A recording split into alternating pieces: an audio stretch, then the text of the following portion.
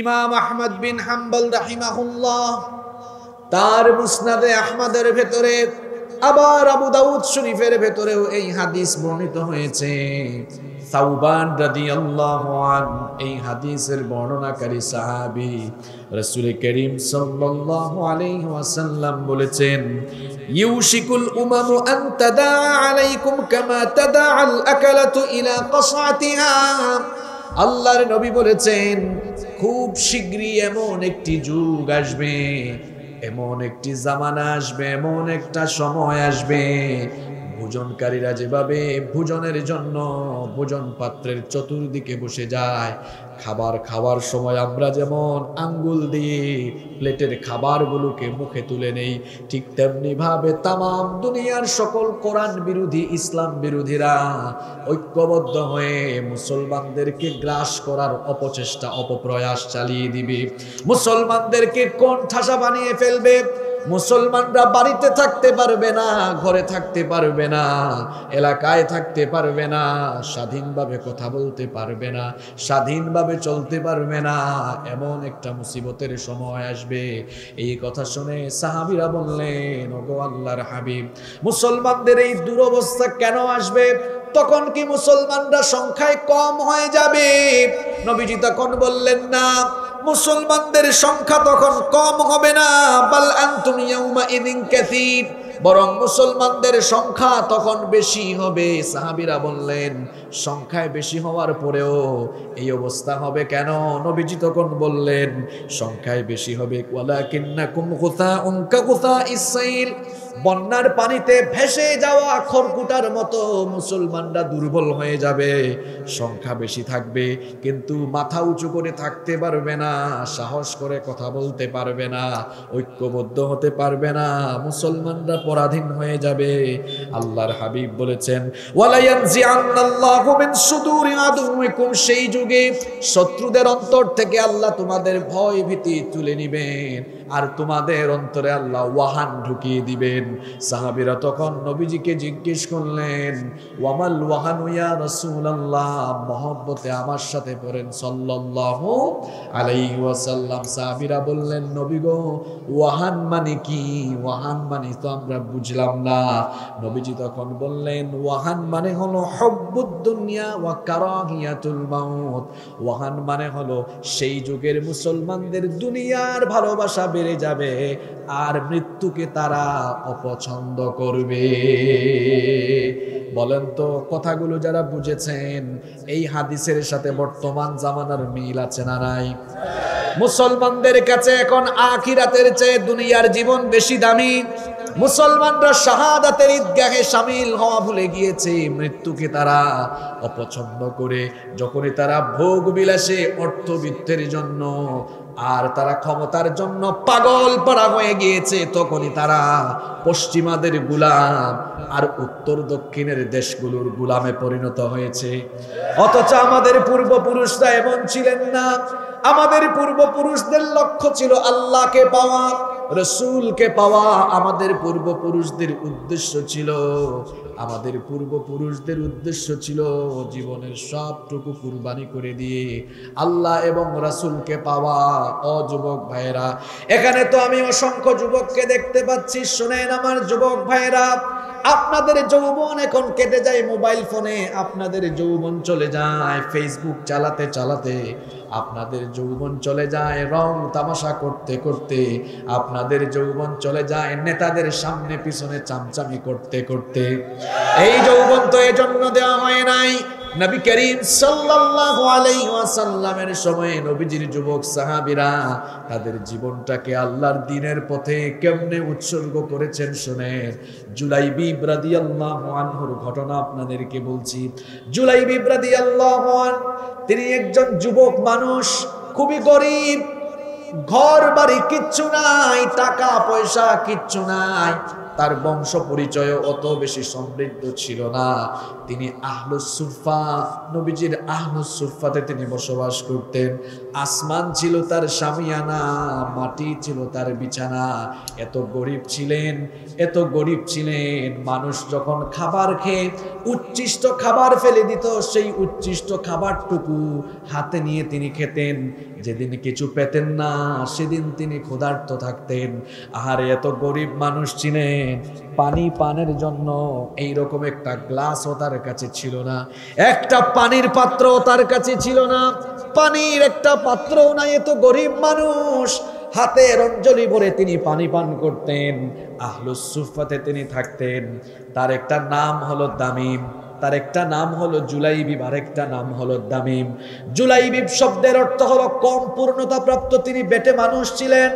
দামিম শব্দের অর্থ হলো কুৎসিত কালো, তার চেহারা ছিল কুৎসিত, কুচকুচে কালো গায়ের চামড়া। নবীজি একদিন সাহাবীদের সাথে বসে মসজিদে নববীতে কথা বলছেন, এমন সময় জুলাইবিব হেঁটে যাচ্ছেন। নবীজি সাহাবীদেরকে বললেন, ওই যে হেঁটে যায়, তোমরা কি তাকে চিনো নাকি? সাহাবীরা বললেন, না, তাকে আমরা চিনি না। নবীজি তখন বললেন, তোমরা তাকে না চিনলেও কি হবে, আমি তাকে চিনি, এ হচ্ছে আমার প্রিয় সাহাবী জুলাইবিব। সুবহানাল্লাহ। দেখেন নেতৃত্বের কোয়ালিটি, একেবারে সর্বনিম্ন পর্যায়ের একজন কর্মীর খোঁজ পর্যন্ত তার কাছে রয়েছে মুহাম্মদ সাল্লাল্লাহু আলাইহি ওয়াসাল্লাম। নবীজি জুলাইবিবকে ডাক দিলেন, জুলাইবিবকে ডাক দিয়ে বললেন, হে জুলাইবিব, তুমি তো অবিবাহিত যুবক, এখনো তুমি বিয়ে করো নাই, তুমি কি বিয়ে করবা না?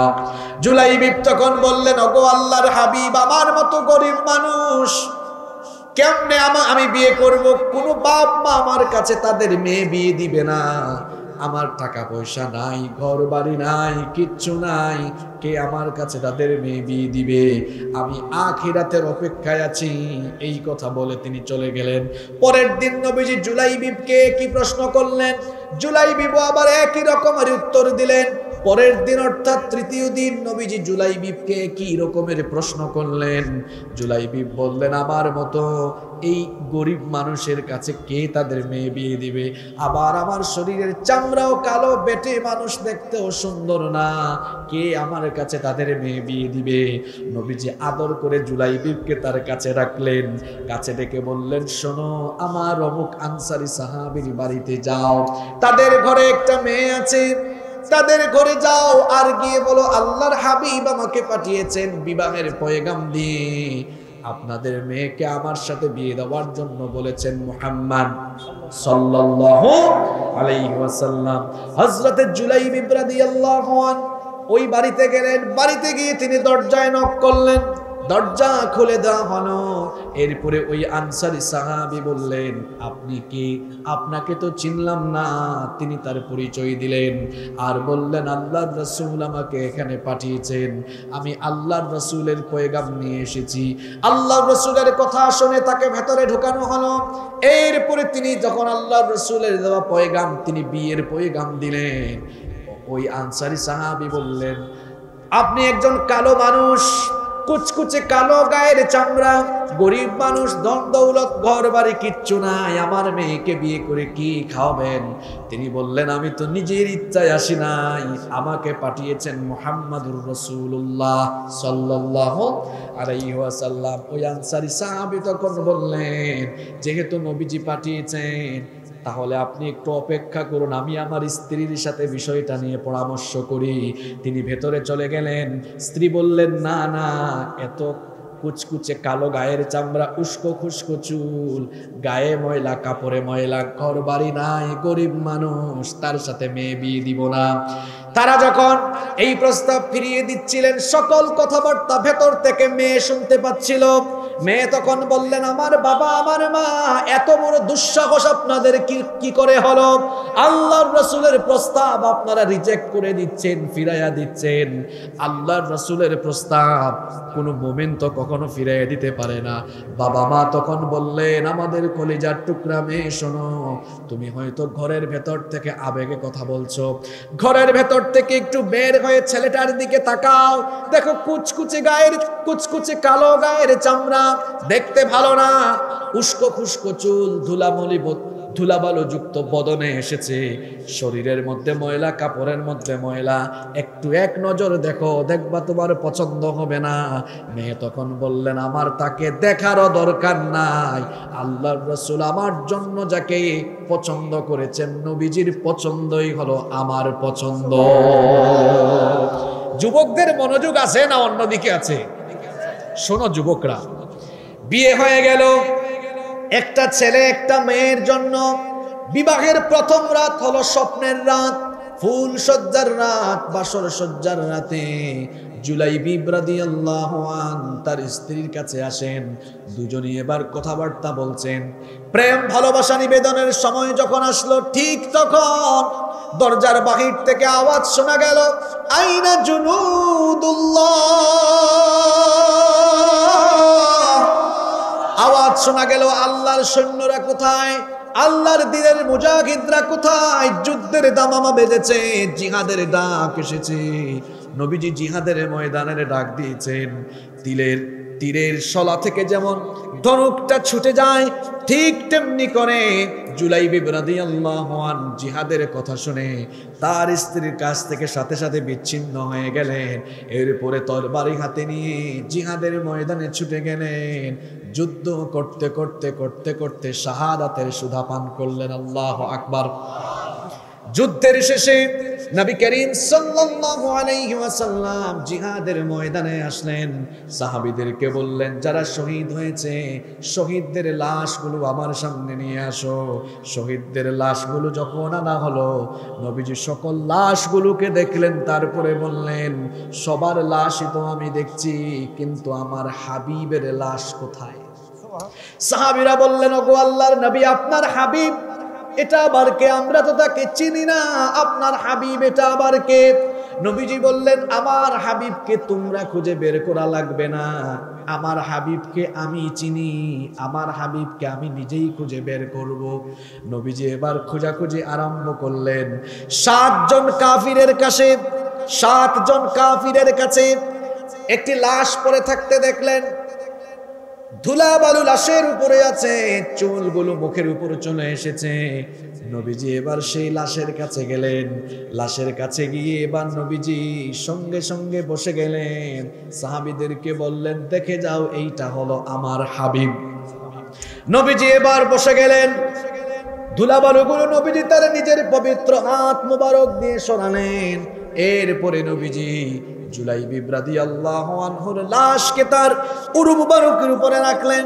তারপরে বললেন, আমার পাগল জুলাইবিব, আল্লাহর পাগল, রসুলের পাগল জুলাইবিব, শাহাদাতের পাগল জুলাইবিব, আহারে তুমি 7 জন কাফিরকে জাহান্নামে পাঠিয়েছো, নিজেও শাহাদাতের সুধা পান করেছো। শুধু তাই নয়, তোমার বিবাহের ব্যবস্থা আমি করে দিয়েছিলাম। বিবাহের প্রথম রাতে বউয়ের সঙ্গে বাসর ঘরেও সময় কাটালে না। এতটা আল্লাহ পাগল, এতটা রসুল পাগল, এতটা জান্নাত পাগল, দিন বিজয়ের পাগল। তোমার মতো জুলাইবিব দিন বিজয়ের জন্য এত পাগল, নতুন বউটাকে ঘরে রেখে এসে জিহাদের ময়দানে শাহাদাতের সুধা পান করেছে। আমার জুলাইবিব, তুমি যেমন আমার পাগল, আমিও এই সাহাবীদের সামনে বলছি, তুমি আমার, আমি তোমার। এখনকার যুবকরা তার গার্লফ্রেন্ডকে এটা বলে, তুমি আমার, আমি তোমার, তুমি আমার, আমি তোমার। আর নবীজি তার প্রিয় সাহাবী জুলাইবিবকে বলেছেন, জুলাইবিব তুমি আল্লাহ পাগল, রসুল পাগল, দিন পাগল, কুরআন বিজয়ের জন্য তুমি পাগল, তুমি আমার, আমি তোমার। আল্লাহু আকবার। এজন্য আমার জাতীয় কবি বড় সুন্দর করে লিখেছেন, আপনি আল্লাহকে পেতে চান, রসুলের পাগল হয়ে যান, দিন বিজয়ের পাগল হয়ে যান। আল্লাহকে যে পাইতে চায়, হযরতকে ভালোবেসে, আল্লাহকে যে পাইতে চায়, হযরতকে ভালোবেসে, আরশ কুরসি লৌহ কলম না চাইতে পেয়েছে সে। আল্লাহু আকবার। এই রকমের কুরআন পাগল, এই রকমের দিন পাগল যুবকদেরকে দিয়ে ইসলাম প্রতিষ্ঠিত হয়েছে। নবীজি জুলাইবিবের লাশ ঘুরাইয়া দিলেন। শুনতেছেন আপনারা? সাহাবীরা বললেন, ইয়া রাসূলুল্লাহ সাল্লাল্লাহু আলাইহি ওয়াসাল্লাম, আপনি জুলাইবিবের লাশ ঘুরাইয়া দিলেন কেন? নবীজি বললেন, আমার জুলাইবিব নতুন বউয়ের থেকে ছিন্ন হয়ে এসে, নতুন বউ রেখে এসে আল্লাহর জন্য জীবন দিয়েছে। তার শাহাদাতে আল্লাহ তো খুশি হয়েছেনি, জান্নাতের হুরেরা তার লাশকে আলিঙ্গন করার জন্য দলে দলে তার লাশের দিকে ছুটে আসছে। আমার জুলাইবিব আত্মসম্মানী, খুব লাজুক, খুব লজ্জাশীল, এজন্য আমি তার লাশটাকে ঘুরাই দিয়েছি। সুবহানাল্লাহ। যুবক ভাইয়েরা, যেই বয়সে আপনারা মেয়েদেরকে নিয়ে চিন্তা ভাবনা করেন, যে বয়সে আপনারা মেয়েদের পিছনে ফষ্টি নষ্টি করে সময় কাটানোর চিন্তা করেন, আল্লাহর রাসূলের যুবক সাহাবীরা তাদের যৌবন বয়সে কোরআনের রাজ কায়েমের জন্য আন্দোলন করেছেন। এই যুবকরা যদি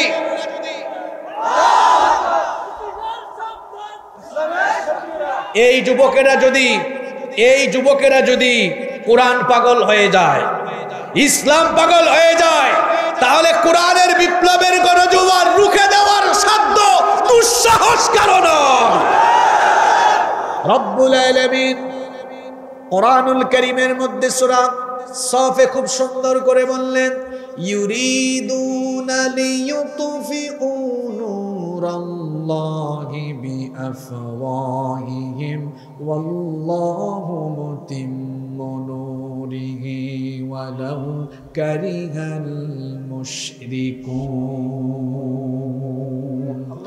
আল্লাহ তাআলা বলছেন, কাফির মুশরিক, ইসলাম বিরোধী, কোরআন বিরোধীরা চায় তারা তাদের মুখের ফুৎকারে দিয়ে কোরআনের আলো, ইসলামের আলোকে নিভাইয়া দিতে, আর আল্লাহ চান ইসলামের এই বিজয়ীকে তিনি পূর্ণতা দিতে। বলেন তো তাহলে ইসলাম বিরোধীদের ইচ্ছা পূরণ হবে না আল্লাহর সিদ্ধান্ত কার্যকর হবে? আল্লাহর সিদ্ধান্তই কার্যকর হবে।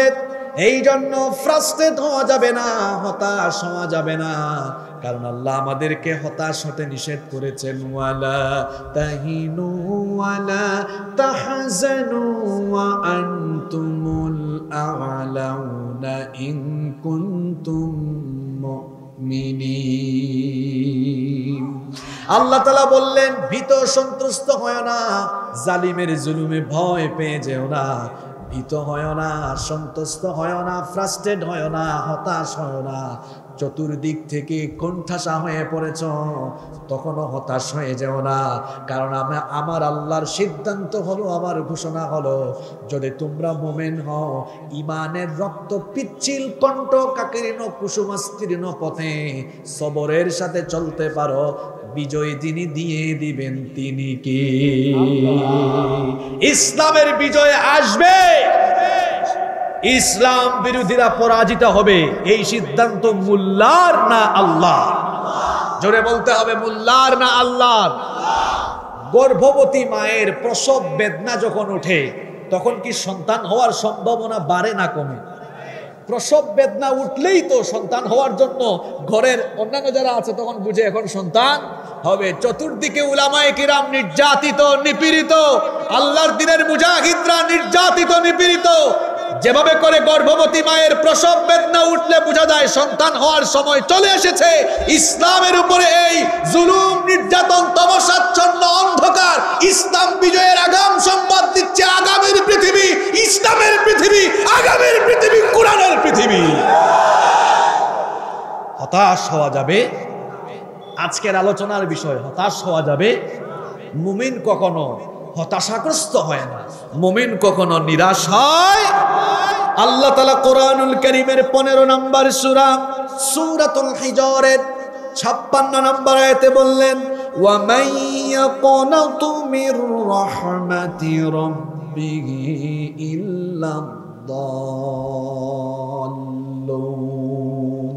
আল্লাহ তাআলা বলেছেন, একমাত্র পথভ্রষ্ট গুমরাহ লোক ছাড়া আর কে আল্লাহর রহমত থেকে নিরাশ হতে পারে? পথভ্রষ্ট আর গুমরাহ লোকেরা আল্লাহর রহমতের আশা ছেড়ে দেয়, কিন্তু একজন ঈমানদার তার জীবনে যত বিপদ মুসিবত কষ্ট আসুক না কেন হতাশ হয়ে যায় না। যার রহমতের আশা করে সবাই বলেন তিনি কে? আসতে বলবেন না, জুড়ে বলেন তিনি কে? তবরানীর বিশুদ্ধ সনদে হাদিস এসেছে, আল্লাহর হাবিব বলেছেন, আল কাবাইরুশ শিরকু বিল্লাহ, আল্লাহর সাথে শিরক করা এটা হলো কবিরা গুনাহ। আল্লাহর সাথে শিরক করা যেমন কবিরা গুনাহ, ঠিক তেমনি ভাবে ওয়াল ইয়াসু মির রাউহিল্লাহ, ঠিক তেমনি ভাবে আল্লাহর রহমত থেকে নিরাশ হওয়া এটাও হলো কবিরা গুনাহ। এই জন্য আল্লাহর রহমত থেকে কখনো নিরাশ হওয়া যাবে না। যতই কষ্ট আসুক না কেন, যতই বাধা বিপত্তি, যতই অবস্থা খারাপ হয়ে যাক না কেন, যতই অন্ধকার হয়ে যাক না কেন, যতই বিপদ আসুক না কেন, একজনের সাহায্যের জন্য অপেক্ষা করে সবর করে তাওয়াক্কুল করতে হবে, যার উপরে তিনি কে? আসতে বলবেন না, জুড়ে বলেন তিনি কে? একজন মুমিন কোনোদিনও হতাশ হবে না। শুনেন শুনেন, সাইয়েদনা মুসা নবীর ঘটনা আমার মনে পড়ল। ঘটনাটা কি বলবো? দেখেন একজন মুমিন কিভাবে একেবারে চরম বিপদেও হতাশ হয় না। মুসা নবীর ঘটনা শুনেন। সাইয়েদনা মুসা আলাইহিস সালাম এবং তার উম্মত বনি ইসরাইলের উপরে যখন ফেরাউন এবং তার বাহিনী অত্যাচার নির্যাতনের চূড়ান্ত সীমা ছাড়িয়ে গেল, রব্বুল আলামিন মুসা আলাইহিস সালামকে আদেশ দিলেন, তোমার উম্মতকে নিয়ে মিশর ছেড়ে হিজরত করে চলে যাও। আরে ইমানের জন্য হিজরত করা, ঘর বাড়ি ছেড়ে দেওয়া, ভিটামাটি ছেড়ে দেওয়া, এটা নবীদের সুন্নত। সুতরাং একজন ইমানদার ইমানের জন্য ঘর বাড়ি এলাকা ছাড়তে রাজি, তাও তারা বাতিলের সাথে আপোষ করতে রাজি না। এইরকম হবে ইমানদারের ইমান। আল্লাহ যখন বললেন মুসা নবী তার উম্মত নিয়ে মিশর ছেড়ে রওনা করলেন, এই খবর ফেরাউনের কানে চলে গেল। ফেরাউন এবার তার বাহিনী নিয়ে মুসা নবী এবং তার উম্মতকে ধাওয়া করার জন্য তারাও প্রস্তুতি নিল, তারাও রওনা করলো। মুসা নবী তার উম্মত নিয়ে পথ যেতে যেতে, পথ চলতে চলতে লোহিত সাগরের কাছে চলে গেলেন। এবার সামনে দেখা যায় লোহিত সাগর। হঠাৎ করে পিছনে তাকায়া দেখা যায় ফেরাউনের বাহিনী। মুসা নবীর উম্মত তখন হতাশাগ্রস্ত হয়ে গিয়েছিল। হতাশাগ্রস্ত হয়ে তারা তখন বলেছিল, মুসা কোথায় আমাদেরকে নিয়ে আসলে? সামনে সাগর, সামনে গেলেও মরণ, পিছনে গেলেও এখন মরণ। সামনে গেলে সাগর, পিছনে গেলে ফেরাউনের বাহিনী, সামনে গেলেও মরা লাগবে, পিছনে গেলেও মরা লাগবে। উম্মত যখন হতাশাগ্রস্ত, মুসা নবী কি তখন হতাশ নাকি? আসতে বলবেন না, জুড়ে বলেন, মুসা নবী কি হতাশ নাকি? মুসা নবী তখন কি জবাবটা উম্মতকে দিলেন শুনেন। আল্লাহ তাআলা মুসা নবীর এই সুন্দর কথাটাকে তামাম দুনিয়ার কুরআন বিজয়ের পাগল মানুষের জন্য, আমাদের জন্য আল্লাহ কোরআনে কারিমে তুলে দিলেন। মুসা নবী তখন তার উম্মতকে বললেন, কাল্লা ইন্না মাইয়া রব্বি সায়াহদিন। মুসা নবী তার উম্মতকে বললেন, কাল্লা, কখনো নয় আমার উম্মত, তোমরা সামনে দেখছো মরণ, পিছনে দেখছো মরণ, আর আমার আল্লাহ আমাকে দেখাচ্ছেন বিজয়ের রাস্তা। তাও সুবহানাল্লাহ কইতে ইচ্ছা করে না? তোমরা দেখছো সামনেও মরণ, পিছনেও মরণ, আর আমার আল্লাহ আমাকে দেখাচ্ছেন সামনেও বিজয়, সব দিকে বিজয়। সুবহানাল্লাহ। ইন্না মাইয়া রব্বি, আমাদের সাথে আছেন কে? আমাদের সাথে আমাদের রব আছেন, অবশ্যই তিনি আমাদেরকে পথ দেখাবেন। দেখেন তাওয়াক্কুল কারে বলে? সঙ্গে সঙ্গে সাগরের মাঝখান দিয়ে রাস্তা বানায়া দিলেন কে? আসতে বলবেন না, জুড়ে বলেন, রাস্তা বানিয়ে দিলেন কে? মুসা নবী তার উম্মত নিয়ে পার হয়ে গেলেন। শোনেন, আমরা সবাই জানি পানির অপর নাম হলো জীবন, কিন্তু মনে রাখবেন মাঝে মাঝে পানির অপর নাম আবার হলো মরণ। যেমন এই গোটা বাংলাদেশে যদি এখন ভয়াবহ জলোচ্ছ্বাসের কারণে তামাম বাংলাদেশে বন্যায় প্লাবিত হয়ে যায়, তখন কি পানির অপর নাম জীবন হবে না মরণ হবে? মরণ হবে। যে পানির অপর নাম জীবন, ফেরাউনের জন্য আর ফেরাউনের বাহিনীর জন্য পানি হয়ে গেল মরণ। পানি হচ্ছে আল্লাহর সৈন্য। এই ফেরাউন এত বাহাদুরি করেছে, এত হেডাম দেখিয়েছে, যারে তারে মেরেছে, নির্যাতন করেছে। ফেরাউন নামে কেউ এখন পৃথিবীতে কারো নাম ফেরাউন নাই, কিন্তু ফেরাউনের চরিত্র ধারণ করে, ফেরাউনের ভাই বোনের চরিত্র ধারণ করে এই রকম মানুষরা কিন্তু তামাম পৃথিবীতে অভাব নাই। যারা ফেরাউনি কায়দায় মানুষের উপরে ক্ষুধার্ত বাঘের মতো ঝাঁপায় পড়ে, অত্যাচার বিচার জুলুম নির্যাতনের স্টিম রুলার চালিয়ে দেয়। দেখবেন ফেরাউনের কথা আলোচনা করলে কিছু মানুষের চেহারা কালো হয়ে যায়। যাদের চেহারা কালো হয়ে যায় বুঝবেন ফেরাউনের বংশের চরিত্রের সাথে তার চরিত্রের মিল আছে। তার চেহারা এত কালো হয় কেন? ফেরাউন যেমন মানুষের উপরে অবিচার চালিয়েছে, জুলুম চালিয়েছে, জুলুম চালিয়ে পানির অপর নাম জীবন, কিন্তু তার জন্য হয়েছে মরণ। এত বাহাদুরি দেখায় লাভ নাই। ফেরাউনি কায়দায় চলাফেরা করলে পোকামাকড় দিয়ে অথবা পানি দিয়ে অথবা ক্ষুদ্রাতি ক্ষুদ্র যে কোনো বস্তু দিয়ে গজবে ফেলায়া বেজ্জতের সাথে যিনি দুনিয়া থেকে আউট করে দিতে পারেন তিনি কে? দেখেন মুসা নবী এত বড় বিপদে হতাশগ্রস্ত হয়েছেন নাকি আল্লাহর উপরে ভরসা করেছেন? ইব্রাহিমের সন্তান আমরা, আমাদের জাতির পিতা হলেন, আরো জোরে বলেন, তিনি কি নিজে নিজে জোর করে জাতির পিতা হয়েছেন নাকি তাকে জাতির পিতা বানিয়েছেন যিনি, তিনি কে? মিল্লাত আবিকুম ইব্রাহিম। আল্লাহ তাআলা কোরআনে বলেছেন তোমাদের জাতির পিতা হলেন ইব্রাহিম। ইব্রাহিমের সন্তান আমরা। ইব্রাহিম আলাইহিস সালামের আরেকটা পরিচয় হলো, আরেকটা উপাধি হলো আবুল আম্বিয়া, নবীগণের পিতা।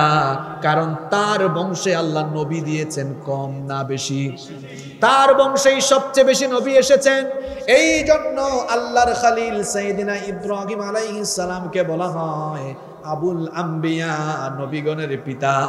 শোনেন শোনেন শোনেন, চতুর্দিক থেকে বিপদ আসবে, হতাশগ্রস্ত হওয়া যাবে না, কারণ মুমিন কখনো নিরাশ হয় না। আমাদের জাতির পিতা ইব্রাহিম আলাইহিস সালামকে আল্লাহ এমন এক জাতির জন্য নবী বানিয়ে পাঠালেন যেই জাতির লোকেরা তাওহীদ বাদ দিয়ে, আল্লাহর ইবাদত বাদ দিয়ে মূর্তির পূজা করত। এই মূর্তি পূজারী লোকদের জন্য ইব্রাহিম খলিলুল্লাহকে যিনি নবী বানিয়ে পাঠিয়ে দেন, নবী বানিয়ে পাঠালেন, গলার আওয়াজ বড় করে বলেন তিনি কে? ইব্রাহিম আলাইহিস সালাম তাদেরকে দাওয়াত দিলেন, কিন্তু তার জাতির লোকেরা ইব্রাহিম আলাইহিস সালামের দাওয়াত কবুল করে না। ইব্রাহিম আলাইহিস সালামকে তারা বলে আমাদের পূর্বপুরুষদের বাপ দাদার থেকে আমরা যেটা পেয়েছি সেটা আমরা ছাড়তে পারবো না। ইব্রাহিম আলাইহিস সালাম তখন বললেন অজ্ঞ মানুষের মতো তোমরা কেন কাজ করো? এই মূর্তিগুলোকে তোমরা নিজেরাই বানিয়েছো, নিজের হাতে বানিয়ে তোমরা আবার এটার ইবাদত করো। স্রষ্টা তো কখনো সৃষ্টির ইবাদত করে না, তোমরা যার ইবাদত করছো সেটা তো তোমাদের নিজেদেরই সৃষ্টি করা। স্রষ্টা হয়ে সৃষ্টির কেন ইবাদত করো? তারা বলে এটাই আমাদের বাপদাদার নিয়ম, এর উপরেই আমরা থাকবো, মূর্তির পূজা আমরা ছাড়বো না। ইব্রাহিম বললেন ঠিক আছে, আমিও দেখবো কেমনে তোমরা ছাড়ো না। ইব্রাহিম আলাইহিস সালামের সময়ে সেই জাতির লোকেরা একদিন বাহিরে গিয়ে উৎসব পালন করত। ইব্রাহিম আলাইহিস সালাম তিনি সেদিন গেলেন না, তিনি মূর্তির ঘরে ঢুকলেন। মূর্তির ঘরে ঢুকে দেখলেন মূর্তির সামনে অনেকগুলো খাবার দাবার রাখা। মূর্তির সামনে অনেক খাবার দাবার দেখে তিনি বললেন, কোরআনে কারীমে আল্লাহ বলেছেন, ইব্রাহিম আলাইহিস সালাম বললেন আলা তাকুলুন, কি ব্যাপারে তো খাবার দাবার তোমাদের সামনে, তোমরা এগুলো খাও না কেন? এখন বলেন তো মূর্তি কি আপনার কথার জবাব দিতে পারবে নাকি? ইব্রাহিম আলাইহিস সালাম গিয়ে প্রশ্ন করলেন আলা তাকুলুন, কি ব্যাপার তুমি খাও না কেন? তিনি জিজ্ঞেস করলেন, কথার কোনো রেসপন্স পান না, কথার কোনো জবাব পান না। যখন তিনি কথার জবাব পান না তখন তিনি বললেন মা লাকুম লা তানতিকুন, কি ব্যাপার খাও না?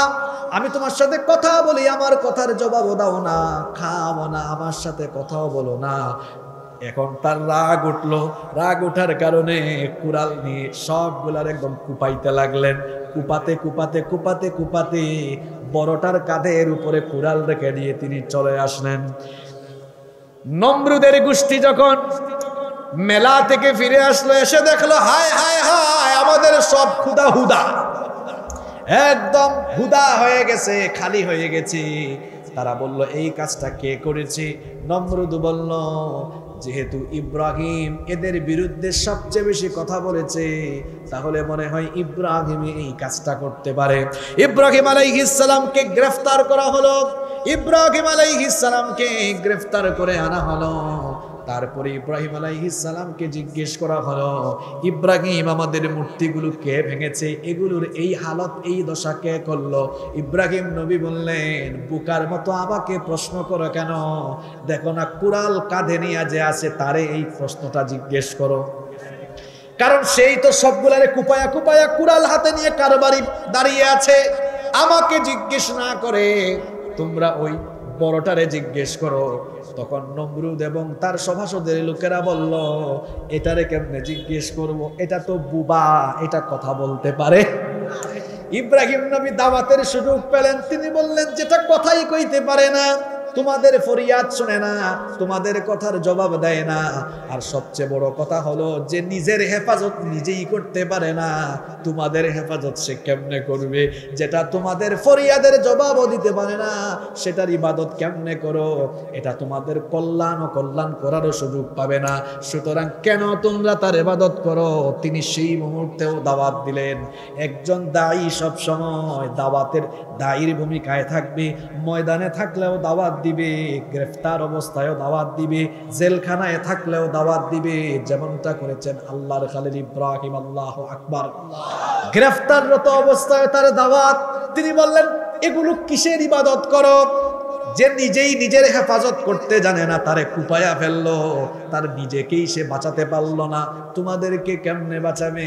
এগুলো ছাড়ো আর ঘোষণা দাও, লা ইলাহা ইল্লাল্লাহ। সব নবীদের তাওহীদের কথা ছিল লা ইলাহা, ঘোষণা দাও লা ইলাহা ইল্লাল্লাহ। ইব্রাহিম ও খলিলুল্লাহ দাওয়াত দিলেন। দাওয়াত তো তারা প্রত্যাখ্যান করলো। নমরুদ তখন তার মন্ত্রীদেরকে নিয়ে তারা তখন ঘোষণা করলো, ক্বালু হাররিকুহু ওয়ানসুরু আলিহাতাকুম ইন কুনতুম ফাইলিন। নমরুদ বলল, হায় হায় হায়, দেখেছে কত সাহস, গ্রেফতাররত অবস্থায় কত সাহস। আসলেই তো সাহস থাকবে, কারণ ইমানদাররা কোনো জালিমকে ভয় করে না, ইমানদার একজনকে ভয় করে, তিনি কি? একজন ইমানদার কঠিন মুহূর্তেও এমনকি শাহাদাতের সময় হাসতে জানে, কারণ সে জানে এই শাহাদাত মানে হচ্ছে আল্লাহর সাথে দিদার। ঠিক কি না? ইমানদাররা কাউকে ভয় করে না, একজনকেই ভয় করে। জোরে বলতে হবে, তিনি কি? নমরুদ বলল, কঠিন শাস্তি দেওয়া দরকার, তাকে আমরা এমন ভাবে হত্যা করব যাতে করে সে কষ্ট পায়, যাতে করে সে কষ্ট ভোগ করে। তারা বলল, হাররিকুহু। আল্লাহ কোরআনে বলেছেন, কাফিরের গোষ্ঠী, নমরুদের গোষ্ঠী তখন বলল, ইব্রাহিমকে আগুনে পোড়াবো আমরা, তার জন্য আগুনের কুণ্ডলি জ্বালাও। বিশাল আগুনের কুণ্ডলি জ্বালানো হলো। তারপরে বলা হলো, এই আগুনের কুণ্ডলিতে ইব্রাহিমকে নিক্ষেপের ব্যবস্থা করো। যখন আল্লাহর খালিল সাইয়েদনা ইব্রাহিম আলাইহিস সালাম কঠিন এই বিপদে, তখন কি তিনি ভয় পেয়েছেন নাকি? আসতে বলবেন না, জোরে বলেন, ভয় পেয়েছেন নাকি? তখনও ভয় পেলেন না, একটু ভীত হলেন না, একটু হতাশ হলেন না। কারণ ওই যে বললাম, মুমিন কখনো হতাশাগ্রস্ত হতে পারে, মুমিন কখনো নিরাশ হতে পারে না। এই অবস্থা দেখে সাইয়েদনা জিবরিল আসলেন। জিবরিল এসে বললেন, ওগো আল্লাহর খালিল ইব্রাহিম, আমাকে আল্লাহ এত ডানা দিয়েছেন, এই যে আমার ডানা দিয়ে যদি হালকা একটা ঝাপটা মারি বা বাতাস দেই, নমরুদের জ্বালানো অগ্নিকুণ্ড গিয়ে সাগরের মধ্যে নিক্ষিপ্ত হবে। আল্লাহু আকবার। আপনি আমাকে হুকুম দেন, আমি আপনাকে একটু সাহায্য করি। ইব্রাহিম আলাইহিস সালাম তখন বললেন, হাসবি আল্লাহু ওয়া নি'মাল ওয়াকিল। তিনি বললেন, জিবরিল, তোমার সাহায্যের দরকার নাই, আমার জন্য যথেষ্ট কে? আমি যে আল্লাহর দ্বীনের দাওয়াত দিতে গিয়ে বিপদে পড়েছি, আমার রব এগুলো দেখছেন, আমার রব এগুলো জানেন। তোমার কাছে কেন সাহায্য চাইবো? তুমি কেন মাতব্বরি করো? তুমি যে আমাকে সাহায্য করবা, আল্লাহ কি তোমাকে এই হুকুম দিয়েছেন নাকি? জিবরিল বললেন না। ইব্রাহিম বললেন, যেহেতু আল্লাহ তোমাকে আদেশ দেন নাই, তোমার সাহায্য আমার কোনো দরকার আমি আমার আল্লাহর জন্য আল্লাহর দ্বীনের দাওয়াত দিতে গিয়ে দ্বীন প্রতিষ্ঠার কাজ করতে গিয়ে আমি আজ এই নির্যাতনের সম্মুখীন, আমি আজ এই কুরবানির সম্মুখীন, আজ এই জুলুমের সম্মুখীন। আমার মনে আশা আছে আমাকে আমার বিপদ থেকে বাঁচায় দিবেন কে? তিনি যখন ঈমানের এই দৃষ্টান্ত স্থাপন করলেন, আল্লাহ তাআলা তখন আগুনকে কি বললেন শোনেন। আল্লাহর কোরআনে এই ঘটনাটা এভাবে এসেছে, আল্লাহ তখন আগুনকে আদেশ দিলেন, ইয়া নারু কুনি বারদান ওয়া সালামান আলা ইব্রাহিম। বলেন তো আগুনের মালিক আমরা নাকি আল্লাহ? আল্লাহ তাআলা আগুনকে বললেন, ইয়া নারু, হে আগুন, কুনি বারদান ওয়া সালামান আলা ইব্রাহিম, আমার ইব্রাহিমের জন্য ঠান্ডা আরামদায়ক হয়ে যাও। নমরুদ যখন সাইয়েদনা ইব্রাহিম আলাইহিস সালামকে আগুনের কুণ্ডলিতে নিক্ষেপ করলো, নমরুদ তার মন্ত্রীদেরকে নিয়ে খুব হাসাহাসি আনন্দে আমার শত্রু ইব্রাহিম শেষ। হাসাহাসির এক পর্যায়ে বলে, দেখি তো তার দেহটা কেমনে জ্বলে পুড়ে ছাই হলো। যখনই আগুনের দিকে তাকালো, দেখলো আল্লাহর খালিল সাইয়েদনা ইব্রাহিম আলাইহিস সালাম আগুনের ভেতরে জান্নাতের ফুল, আগুনের ভেতরে সুভাষিত ফুল বাগানে বসে আছে। সুতরাং আমাদের উপরে যতই জুলুম আসুক, যতই নির্যাতন আসুক, কোরআনের বিজয়ের কাজ করতে গিয়ে, কোরআনের আন্দোলন করতে গিয়ে যত কঠিন পরিস্থিতি আসুক না কেন, আমরা কখনো ভয় পাবো না, আমরা কখনো হতাশ হব না। কারণ একজন মুমিন কখনো হতাশ হতে পারে। আমার আপনার প্রিয় নবী, আমাদের কলিজার টুকরা নবী মুহাম্মাদুর রাসূলুল্লাহ সাল্লাল্লাহু আলাইহি ওয়াসাল্লাম, তাকে আল্লাহ কেন পাঠালেন? তার জীবনের উদ্দেশ্য কি ছিল শুনেন। আল্লাহ সূরা সাফের মধ্যে বড় সুন্দর করে বললেন, হুয়াল্লাযী আরসালা রাসূলাহু বিল হুদা ওয়া দীনিল হক লিইয়ুযহিরাহু আলা الدين كله ولو كره المشركون। তিনি হচ্ছেন সেই আল্লাহ হেদায়াতের দ্বীনে হক সহকারে পাঠিয়েছেন। কেন পাঠালেন? যাতে করে দুনিয়ার সকল পথ মত আদর্শের উপরে ইসলামকে, কোরআনকে বিজয়ী আদর্শ হিসাবে প্রতিষ্ঠা করতে পারেন। এই জন্য রাসূলকে যিনি পাঠিয়েছেন তিনি কে? আর এই উদ্দেশ্য পূরণের জন্য, ইসলামের বিজয়ের জন্য, কোরআনের বিজয়ের জন্য নবীজি তখন কাজ আরম্ভ করলেন। নবীজিকে কি কাফেররা ফুলের মালা দিয়েছে, নাকি নবীজির তারা বিরুদ্ধাচরণ করেছে, বিরোধিতা করেছে, গালিগালাজ করেছে? গালিগালাজ করে ক্ষান্ত হয় নাই, আহারে আমার নবীর পবিত্র শরীরটাকে তারা রক্তাক্ত করেছে। নবীজি যখন সাফা পাহাড়ে দাওয়াত দিয়েছেন, সেখানেই আবু জাহাল, আবু লাহাবের গোষ্ঠী নবীজির পবিত্র শরীর মুবারক থেকে রক্ত ঝরিয়েছে। তায়েফের ময়দানে তায়েফের কাফিররা নবীজিকে রক্তাক্ত করেছে। উহুদের ময়দানে আমার নবী রক্তাক্ত হয়েছেন। এই যে আল্লাহর দ্বীনের জন্য নবীজি এত কষ্ট করলেন, আল্লাহর রসুলের সাহাবীরা এত কষ্ট করলেন, যত বেশি বিপদ এসেছে, মুসিবত এসেছে, ততই তাদের আল্লাহর উপর আশা ভরসা বেড়েছে না কমেছে? তো আপনি কেন হতাশ হবেন?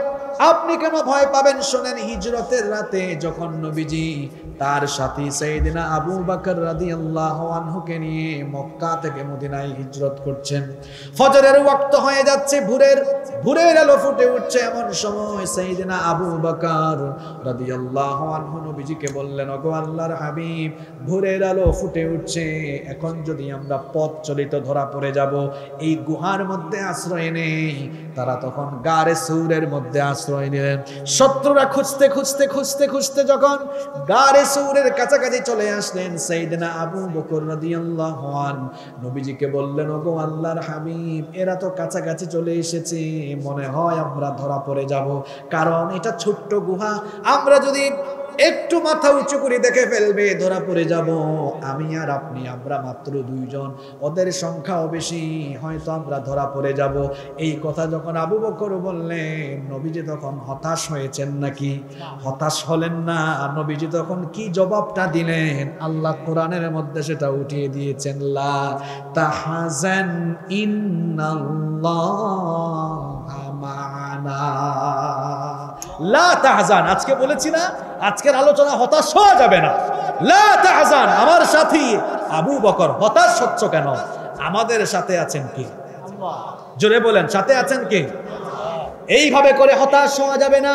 জীবনের সকল ক্ষেত্রে আপনি অসুস্থ মানুষ, শারীরিক অসুস্থতা, দীর্ঘদিন রোগে সুখে আপনি কাতর হয়ে আছেন, সুস্থ হচ্ছেন না, হতাশ হইয়েন না বাবা, হতাশ হইয়েন না মায়েরা, বোনেরা।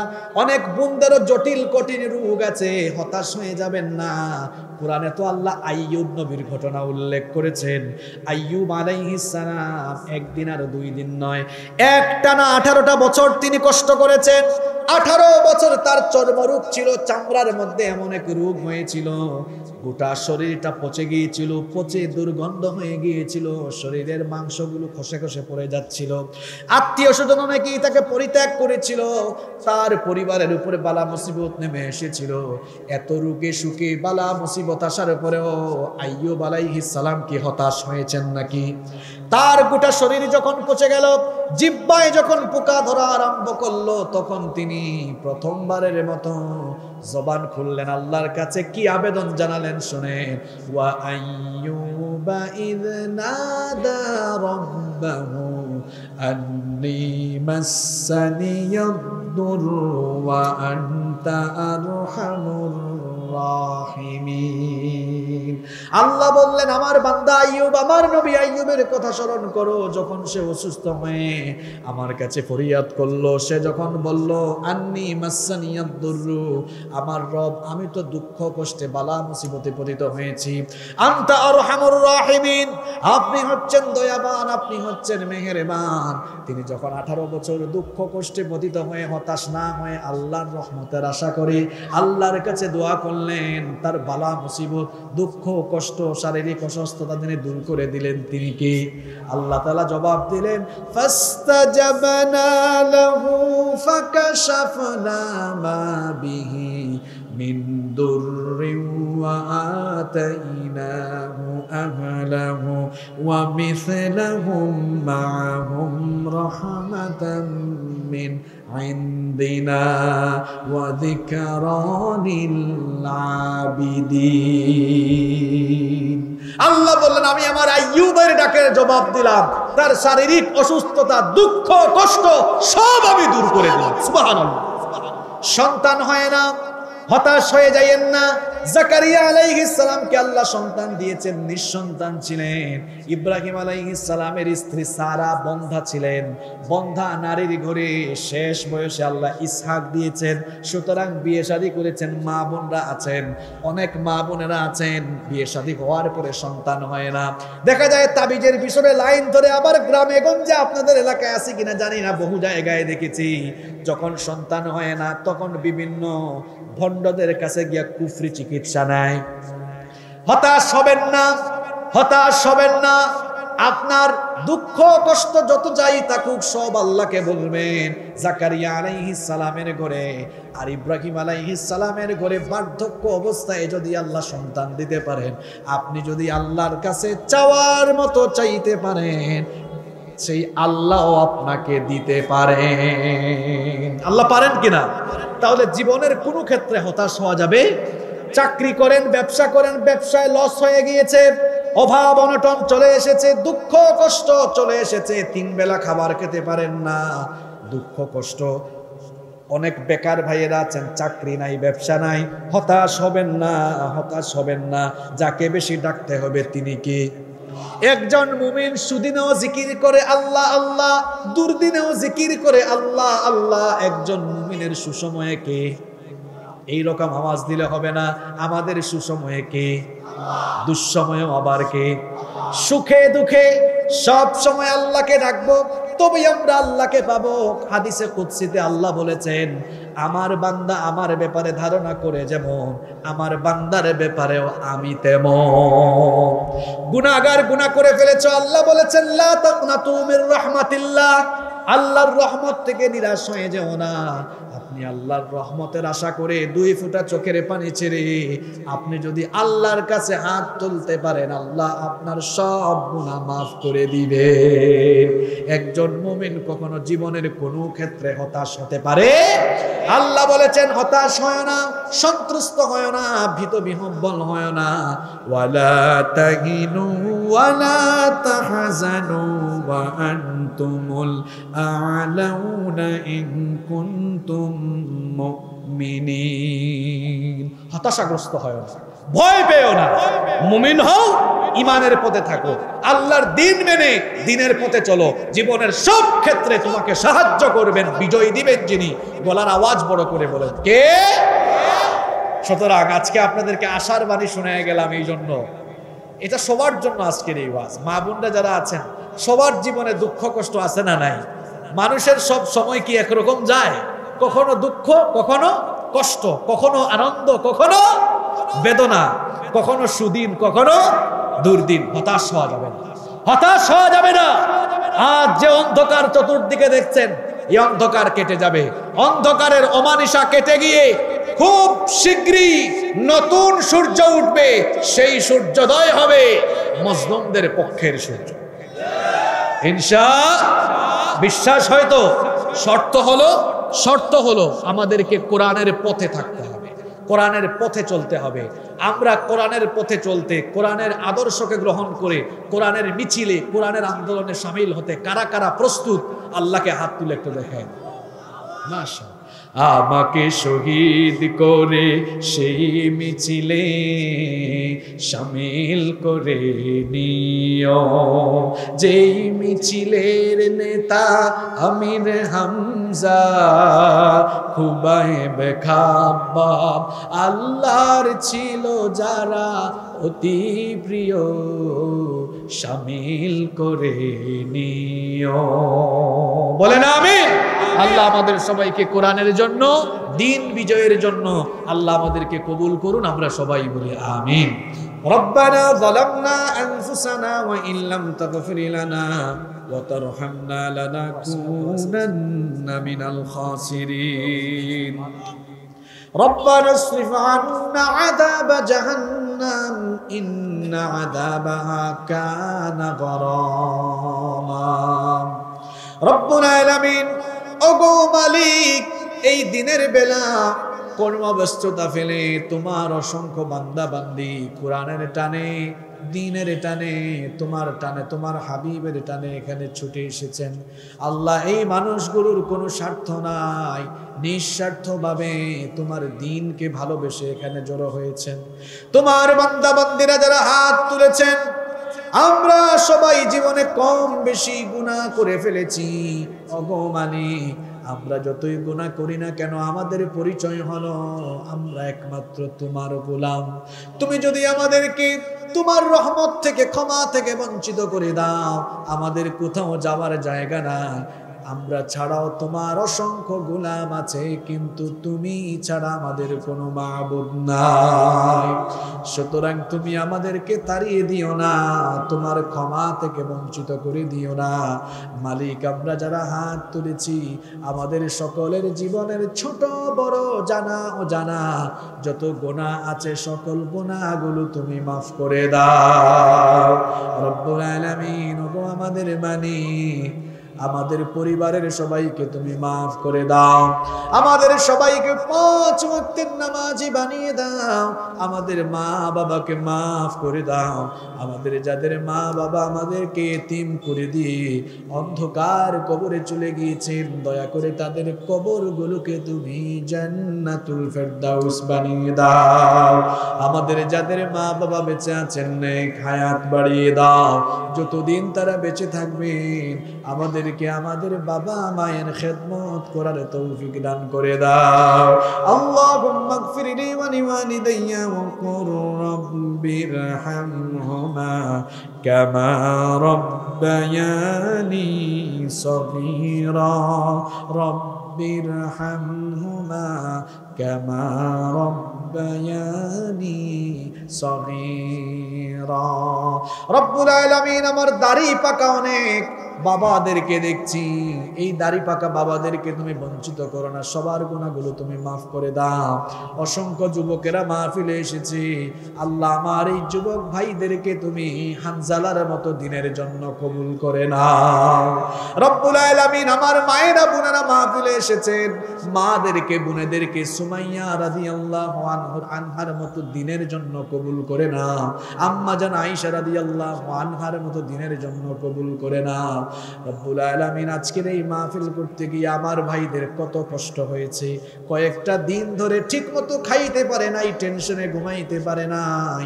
আল্লাহ, আমার যে ভাইয়েরা এত কষ্ট করে কোরআনের বাগান সাজালো, আমার ভাইদের জীবনের গুনাহগুলো তুমি মাফ করে দাও। আমার ভাইদের মা বাবাকে মাফ করে দাও। প্রত্যেকটি যুবক ভাইকে তুমি দ্বীনের জন্য কবুল করে নাও। আজকের মাহফিলের সম্মানিত সভাপতি, প্রধান অতিথি, বিশেষ অতিথি সহ মাহফিলের কমিটিতে যারা আছেন, আল্লাহ সবাইকে তুমি মাফ করে দাও। রব্বুল আলামিন, আমার সাথে হাত তুলে যারা আমিন আমিন বলছেন, সকলের দিলের নেক বাসনা পূরণ করে দাও। গোশত ব্যবসায়ী জনাব সেলিম সাহেব অসুস্থ মানুষ, দোয়া চেয়েছেন, আল্লাহ তোমার বান্দাকে তুমি শিফায়ে আজরা কামিলা নসিব করে দাও। সহ তামাম দুনিয়ার মজলুমদেরকে আল্লাহ তুমি সাহায্য করো। রব্বুল আলামিন, এই কোরআনের ময়দান থেকে আমাদের অনেক মজলুম দাঈ ভাইরা কয়েক বছর ধরে কোরআনের মাঠ থেকে অনেক দূরে, আল্লাহ এই কোরআনের পাখিগুলোকে তুমি খাঁচা থেকে মুক্ত করে দিয়ে কোরআনের ময়দানে কোরআনের পাখিগুলারে আবারও ফিরায়া দাও। রব্বুল আলামিন, দ্বীনের বিজয় দান করে দাও, কোরআনের বিজয় দান করে দাও। জালিমদের কপালে হেদায়াত থাকলে হেদায়াত দাও, হেদায়াত না থাকলে তোমার যা ইচ্ছা তাই করো। রব্বুল আলামিন, আমরা যারা হাত তুলেছি আমাদের সবাইকে তুমি দ্বীনের জন্য কবুল করে নাও। সাল্লাল্লাহু তাআলা আলা খায়রি খালকিহি মুহাম্মাদিন ওয়া আলিহি ওয়া আসহাবিহি আজমাইন বিফadli সুবহানা রাব্বিকা রাব্বিল ইজ্জাতি আম্মা ইয়াসিফুন ওয়া সালামুন আলাল মুরসালিন ওয়ালহামদুলিল্লাহি রাব্বিল আলামিন। ওয়া জাআল আখিরা কালামিনা ইনদাল মাউতি লা ইলাহা ইল্লাল্লাহু মুহাম্মাদুর রাসূল।